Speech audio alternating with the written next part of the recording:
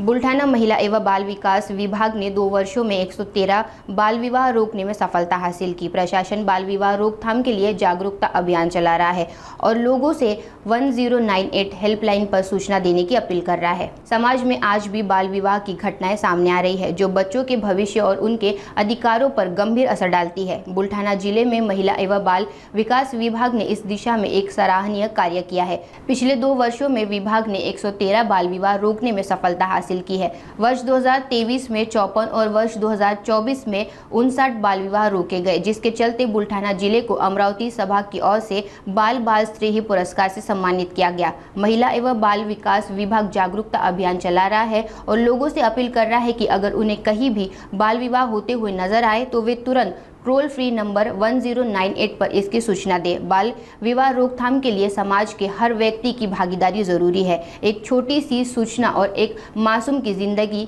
संवार सकती है।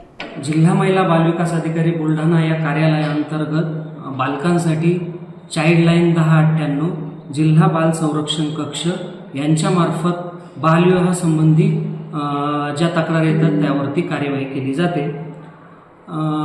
बुलढाणा जिल्ह्यामध्ये साधारणतः 2023-24 या वर्षामध्ये 54 बालविवाहाच्या केसेसमध्ये त्याची दखल घेऊन कार्यवाही करण्यात आली। तसेच 2024-25 या आर्थिक वर्षांतर्गत साधारणतः 59 केसेस आपल्याकडे दाखल झाल्यात आणि त्याच्यावरती आपल्या विभागाकडून कार्यवाही करण्यात आली। बालविवाहाच्या केसेस संदर्भात जर कुठे याबद्दल कार्यवाही होत असल्यास किंवा बालविवाहाची घटना घडत असल्यास माझी सर्वांना विनंती आहे का त्याची दखल घेऊन जो टोल फ्री क्रमांक 1098 आहे चाइल्डलाइनचा, तर त्याच्यावरती आपण ती तक्रार नोंदवू शकता। तक्रारदाराचं नाव गोपनीय ठेवलं जाईल याची हमी आमच्या मार्फत देण्यात येते। अशी घटना कुठं घडत असल्यास कृपया आपण ती तक्रार नोंदवून एखाद्या मुलीचं आयुष्य वाचू शकता।